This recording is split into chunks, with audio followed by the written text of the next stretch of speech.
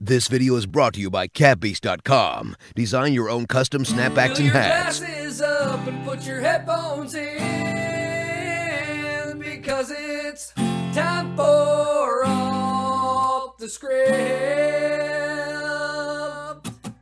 And all you fucking goons and assholes, get in line and hit subscribe, because it's time for Off the Script. Hit the like button and share it around. You can even pull your fucking pants down, because it's time for Off the Script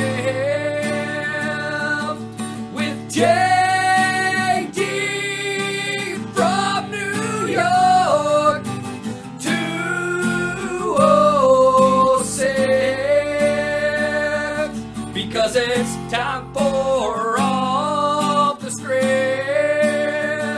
Because it's time for Off the Script.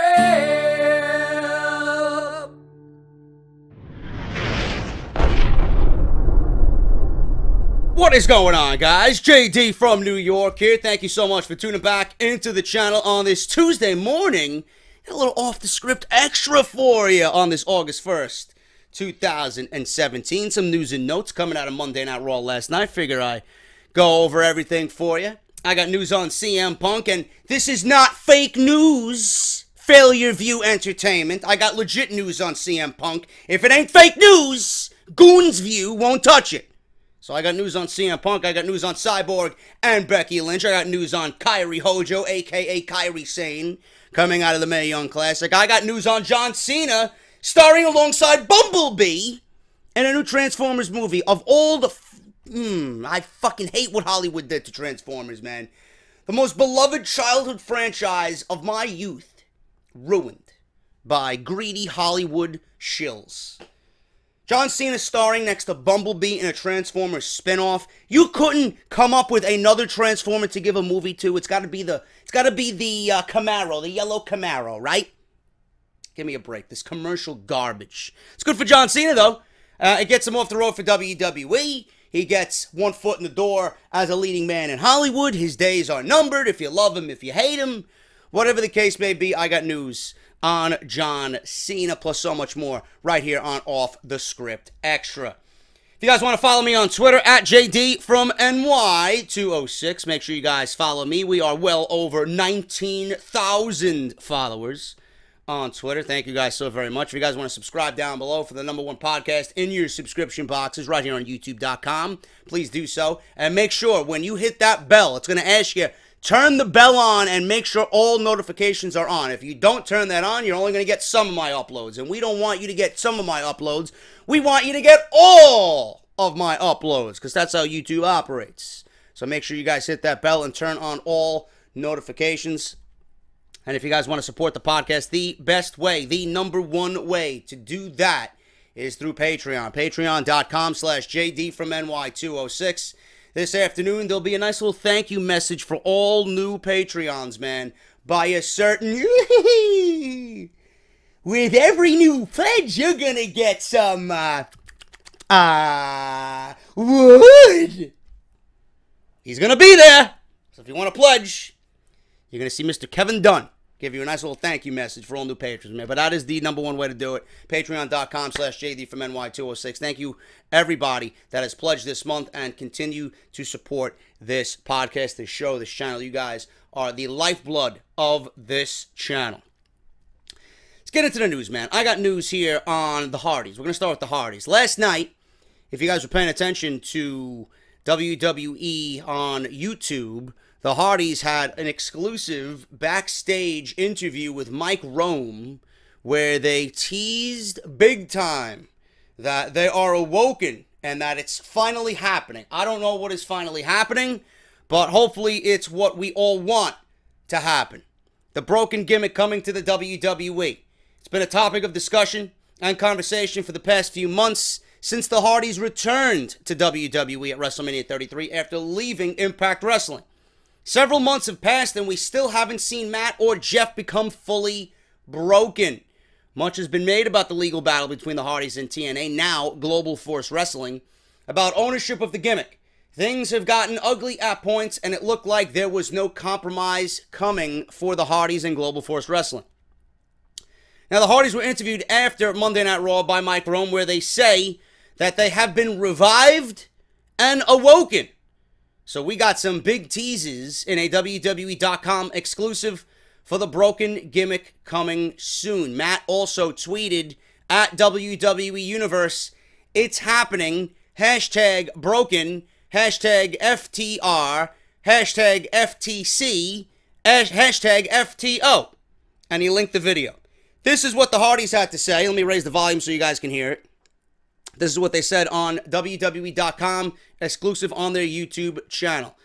Matt and Jeff, first of all, congratulations on your victory against Gallows and Anderson. Now, after the ensuing battle between Gallows and Anderson, the Revival, and you guys, Michael Cole mentioned on commentary that something had awoken in the Hardy Boys. What are your thoughts on that? Actually, I would like to thank the Revival, because after tonight, I feel revived. I feel like a #1 contender again. How do you feel? I feel revived as well, my brother. I feel triggered. I feel woken. There is an awakening that has happened inside my brother and myself. And now the club, the Revival, they will both learn while we have run the tag team division for a quarter of a century. And they will also learn while we will run this tag team division forever!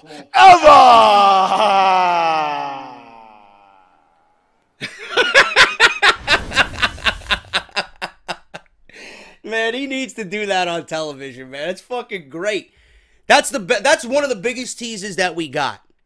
That's literally one of the biggest teases that we got, man. I mentioned this on Monday Night Raw review last night. If you guys missed that, link will be in the annotation within the video. Make sure you guys go and check that out. Show some support.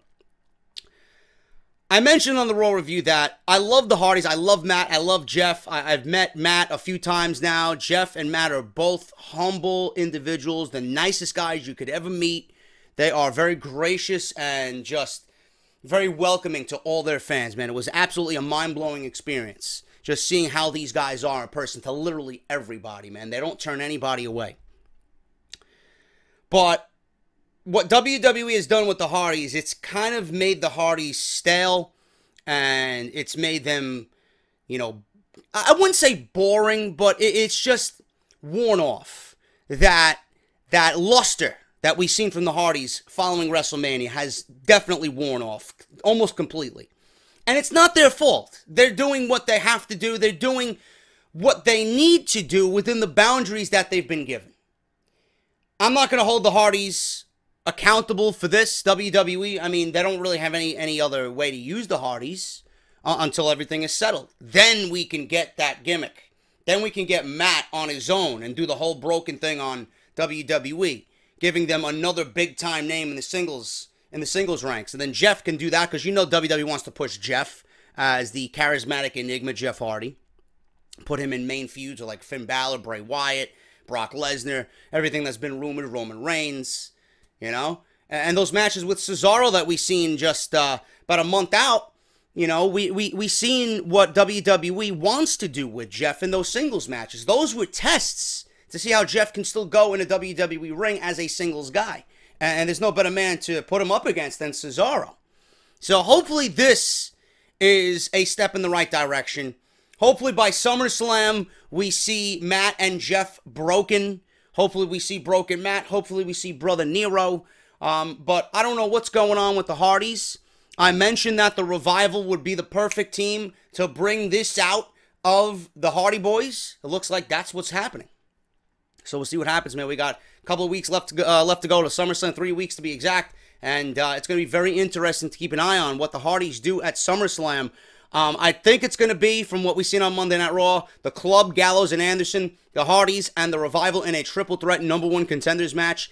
I am not really one for all these multi-person, multi-team matches at SummerSlam, but, you know, WWE, it's the way they've been booking it, man. They got to get everybody on the show, and that's the best way to get all their tag teams in one match. And the funny thing is, and the sad thing, the pathetic thing is, well, those are all the teams that they got available to them on Monday Night Raw, outside of Sheamus and Cesaro. Rollins and Ambrose aren't going to last. That's not a permanent thing on Monday Night Raw. That's just something for now. But 4 teams on Monday Night Raw do not make a division. I can get into that. We discussed that already in depth on the podcast this past weekend. You guys know how I feel about the tag team division and the women's division in WWE. I'm just not one for all these multi-person, multi-team matches just to get everybody on the show. But that's where WWE's going with the Hardys, the Club, and the Revival at SummerSlam. But more importantly, hopefully we do see, as we get closer to SummerSlam, the broken gimmick being introduced on WWE television. It's sorely needed, and I think it's going to be great for both Matt and Jeff Hardy. John Cena lands a big movie role with Transformers, the Transformers franchise. John Cena has been slowly building up a solid Hollywood resume over the past few years. This includes appearances in the films Sisters, Trainwreck, and Daddy's Home. He will also be appearing in a few more films this year, including a bigger role, a leading role in Daddy's Home sequel and The Pact. And it's also announced that he will be joining the big movie franchise Transformers. According to a report from Hollywood Reporter, Cena has landed a lead role in Transformers, a spin-off film titled Bumblebee. This film will serve as a prequel in the Transformers series and will focus on the yellow black bot Bumblebee. It will be released on December 21st, 2018. Cena commented on joining the franchise on Twitter, and I quote, "One of the most exciting projects I've been fortunate to be a part of. Thrilled to join the Transformers franchise. The movies have sucked. I'm pretty sure this movie will suck. Anything that Hollywood touches, really, when it's something that we were raised on and grew up on, sucks. None of the Transformers movies were even great. They were passable. The first one was passable. If they really wanted to do something with the Transformers, they should have followed and remade the fucking original movie, man. The best Transformers movie that there ever was the original one that I still got on VHS somewhere. Here. That was the best one with Unicron and fucking Optimus Prime dying and, you know, his chest piece coming out, and I believe it. I know I mentioned this on the show. I don't know if it was Hot Rod or if it was Ultra Magnus that got it. I don't remember. I haven't watched it in close to 2 decades. But I believe it was Ultra Magnus. I think it was Ultra Magnus. But that movie was fantastic. I don't know why they never made a movie based off that. A live action movie. That would have been fantastic. Everything from that movie was great. They haven't touched a Transformers movie, hasn't even come close to that since. So Cena being in this one, you know, it's probably going to be shot the same way. All you're going to see is exploding buildings and robot battles and all this other shit that I don't give a shit about. Who cares? It's good for John Cena. Whether you love him or you hate him, John Cena is still the most important figure in WWE. John Cena is great for the WWE. He hasn't been great since his return. It's kind of been you know, but tonight we got Nakamura and John Cena. Hopefully they have a great match. I'm pretty sure they'll have a great match. But whether you hate him or not, you got to understand that he's still the most important guy in the WWE. You know, if you guys hate him, I'm pretty sure you'll be the first ones to say goodbye. Stay in Hollywood, don't come back. But that's not fair because WWE right now needs John Cena, and John Cena isn't really going anywhere. He's just biding his time until he finally says, you know what, I'm done with wrestling, and he's got more of a solid schedule in Hollywood coming in. And then that's when we're going to see the last of John Cena. But this is good for him, man. This is good for him.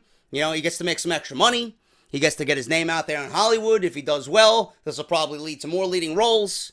Listen, you know, he's following the footsteps of The Rock. Whether he wants to admit it or not, he might not ever be The Rock or achieve the heights of a Dwayne Johnson in Hollywood. But he's following in the footsteps, using the WWE as a platform.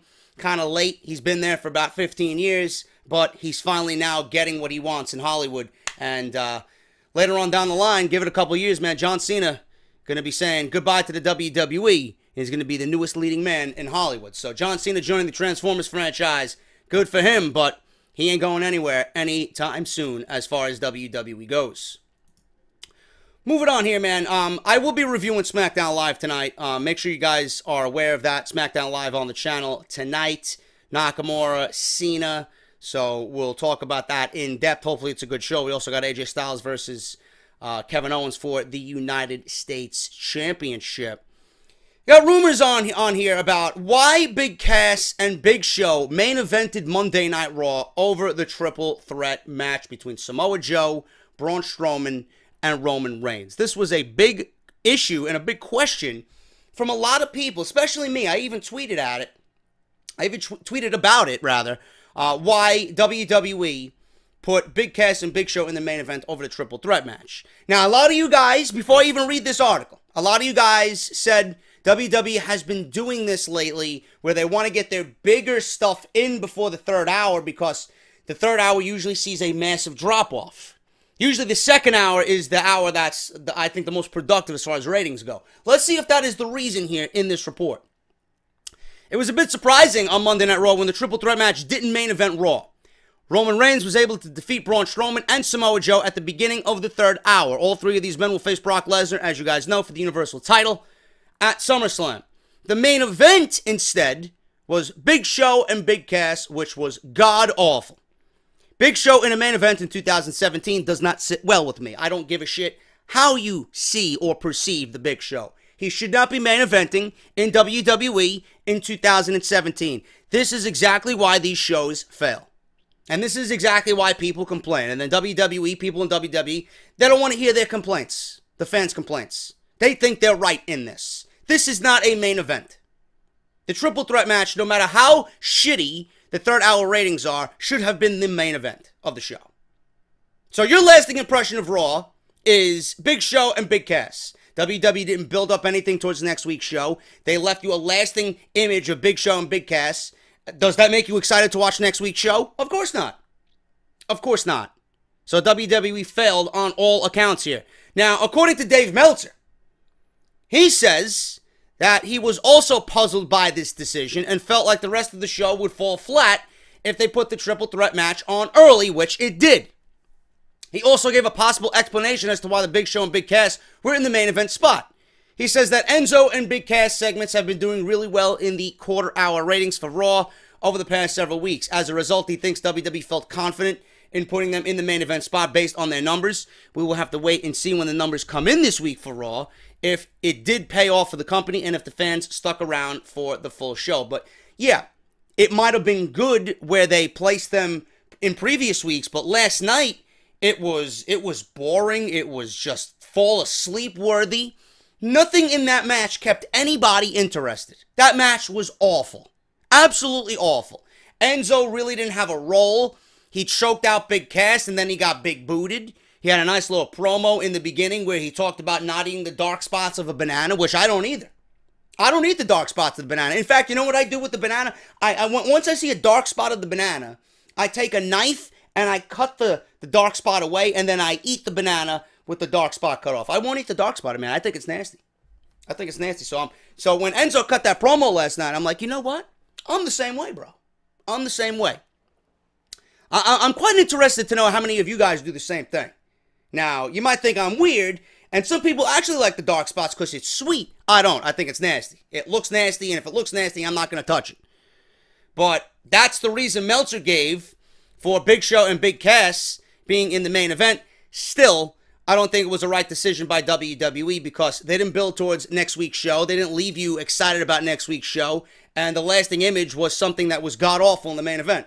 So, all in all, you are not excited right now. Normally, you're not. But at least WWE in previous weeks has been building towards the following week's show. Last night, they didn't do any of that. And they didn't leave you excited about what is to come next week on Monday Night Raw.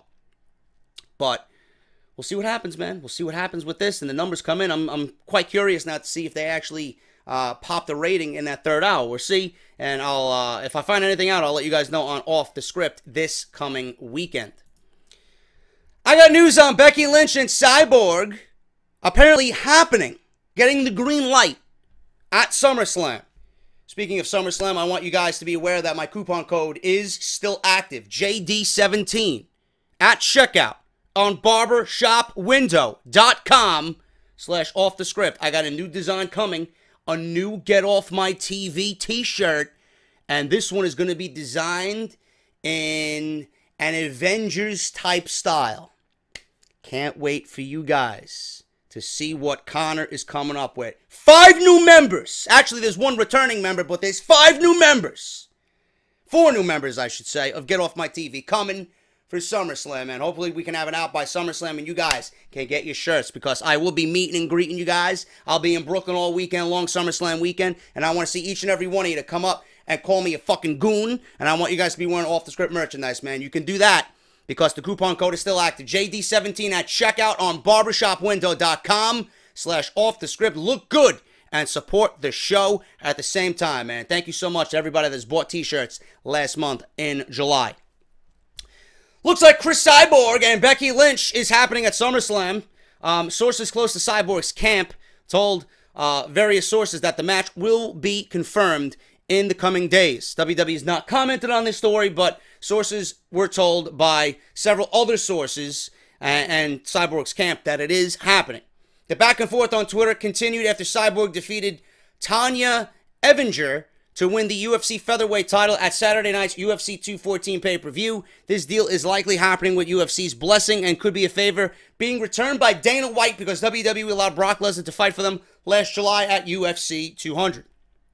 Last year, WWE reached out to Paige Van Zant's management team for a match at SummerSlam, but talks fell through. They've also had talks with Ronda Rousey for a match at WrestleMania last year, but they could not work out a deal because of Rousey's schedule. Now, I'm interested to seeing this.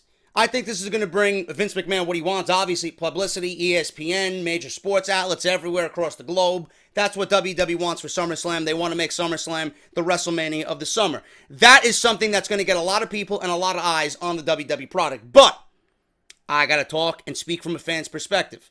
Cris Cyborg and Becky Lynch happening on the show means that there's going to be 3 Divas matches, or women's matches, I should say. 3 women's matches. I don't know why I said Divas. I don't know. I'm still ingrained. Here and there, it still comes out. I don't know why. But that'll be 3 women's matches on SummerSlam. Also, by bringing in a non-WWE performer, it takes away another match spot for someone who is on the WWE schedule, who's on the road with WWE full-time. There's already big name talent that's not even booked for the show yet. Randy Orton, Rusev, Kevin Owens, Sami Zayn, amongst the names. And a lot of those guys are coming from SmackDown Live. So AJ Styles is not even booked for the show yet. You're already talking about Cris Cyborg and Becky Lynch. All of those names are not booked for the show as of right now. There's only so many spots to happen. Now, we don't want SummerSlam to be 7 hours. We don't want SummerSlam to be on par with the length that was WrestleMania 33. God forbid.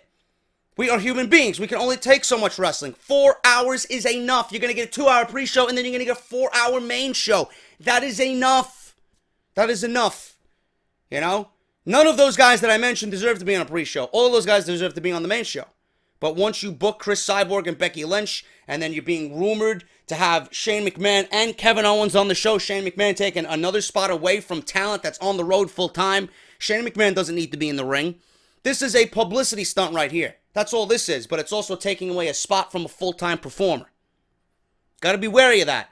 There's only so many spots to go around. This is why we're getting so many multi-person, multi-team matches in WWE. It's ridiculous. But this is something WWE's going to do to get publicity, get their name on all major sports outlets and news outlets, and it's going to bring a lot of eyes and ears and people into SummerSlam, into New York weekend. So that's why they're doing it. Cyborg versus Becky Lynch. I'm interested to see the dynamic between both of them in the ring. I'm interested to see how Cyborg does in a wrestling ring outside her usual UFC octagon. It's going to be interesting to see. Corey Graves mentioned on Bring It to the Table last night after Monday Night Raw, take my money. You know, Becky Lynch is a tough woman. Cyborg is very tough. Nobody wants to be standing across the ring from Cyborg because she will pretty much knock your head off. It's going to be quite the spectacle at SummerSlam if this is confirmed. How we get there with 3 weeks left to go, I don't know. It's got to happen either starting tonight.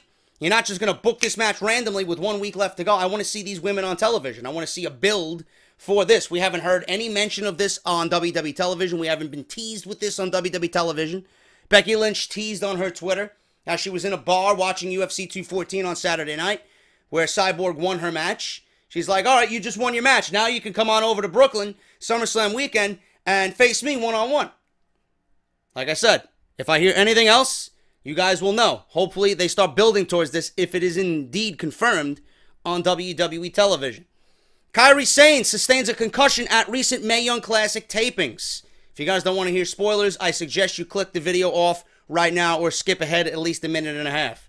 Ryan Satin at Pro Wrestling Sheet is reporting that Kairi Sane sustained a concussion at the recent Mae Young Classic tapings. Satin also noted that she is currently on WWE's injured list, but she is expected to be cleared to return by early August. She's also dealing with some neck pain. There is no word on the spot that caused the neck issues or the concussion, but thankfully, since there are no more tournament matches until September, she should be ready in time. And here's the spoiler. She should be ready in time for the finals. As if we didn't know she was going to be in the finals anyway. So Kairi Sane, hopefully she gets better, and hopefully it isn't as serious as a concussion could be or a neck issue could be. Hopefully she's good to go by September and the finals, and all will be well with Kairi Sane and WWE. I do believe she should be the one to take Asuka's belt. I do believe she should be the one to take Asuka's crown in NXT and lead the new division with the women in NXT as Asuka is moved up to the main roster, most notably on SmackDown Live, with my proposed idea of Asuka remaining undefeated. Actually, you know what? I'm sorry. You got two ways to do this. Either Asuka relinquishes the title and they have a vacant title in NXT because Asuka doesn't want any more competition. She beat everybody. And then she moves up to the main roster undefeated, which was my original plan. And then a match with Charlotte at WrestleMania because that's the biggest women's match you could do right now in WWE. Or Kairi Sane beats Asuka and then Asuka gets promoted to the main roster. Should it be Ember Moon? No, I think it should be Kairi Sane who beats Asuka for the Women's Championship if they want to go that route and defeat Asuka for her undefeated streak. So we'll see what happens. Finally, guys, CM Punk fighting again this year. Will it be for the WWE? No. According to Sean's View, he's got texts from CM Punk. Give me a fucking break, goon. CM Punk fighting in the UFC again this year, according to MMA coach Duke Rufus. He has everyone speculating after a post on his Instagram account that lists Punk among the trainees that have had fights or will potentially fight again this year. Rufus wrote, "I am such a firm believer in team together. Everyone achieves more. Every year I strive to get better as a coach and build a great team culture. I am so proud of all of our team, staff, and students. We are having fun getting it done. I have the pleasure of being a part of the team of current UFC welterweight champion Tyrone Woodley, former UFC and WEC champion Anthony Pettis, top flyweight contender Sergio Pettis, featherweight contender Emmanuel Sanchez, former WWE champion CM Punk, my longtime team member Eric Koch, rising KO artist Paul Felder, surging welterweight Belal Muhammad, Bellator middleweight Mike Rhodes, and middleweight submission specialist Gerald, I don't know what this guy's name is, Gerald Misharit? I don't know how to pronounce his name. It is what it is. As members of our Rufus Sport Team collectively, they are 13-3, 9-2 in the UFC, and in Bellator, 2-1 so far this year. The best has yet to come. Martial arts is life. Thanks for the past and future memories. A lot of fucking hashtags in there, Mr. Rufus. Holy shit. You got his Instagram account and see what he wrote. It's all hashtags. Punk, though, is 0-1 MMA record. Hasn't fought since losing his debut to Mickey Gall at UFC 203 last September. The 38-year-old has not given up on his MMA career, and it looks like he might be stepping into the octagon at least one more time later this year. In previous interviews, Dana White didn't seem optimistic about Punk fighting again, but he never completely shut the door on him either. Punk is still a big draw, so it would be hard to turn down a pay-per-view buy rate, and White oftentimes says things that he doesn't mean. John Jones returned this past weekend after White indicated last year that he would not fight again, and the same was said about George St. Pierre. GSP will be fighting again in November, so anything is possible. Punk is said to be in great shape and would probably need a couple of months to train for another fight. John Jones, according to Dana White, said would never fight in the UFC again. And now we are talking about a Brock Lesnar versus John Jones potential matchup for 2018. When Dana White sees green, He doesn't give a shit what he said in the past. It's all about this.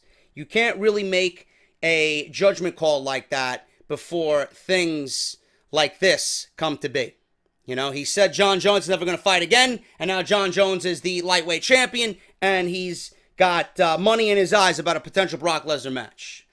You can't write somebody off after a few mistakes. I did. John Jones, you know, he's someone that can't be trusted, but that all goes out the fucking window. If you're a businessman, you know, that's all that matters to you is this. John Jones repeatedly nailed with violation after violation after violation. Now, if you're somebody, you don't want this type of guy in your company. He's someone who is just going to cast a bad image on your company. But when you got this, and when he brings in this, those things are overlooked. Same thing with Brock Lesnar. Why do you think he's been cleared and the suspension has been lifted for Brock Lesnar? Because Brock Lesnar is the biggest money draw in UFC. He's not even a full-time UFC fighter, and he's the biggest draw that they got. Why are they bringing him back?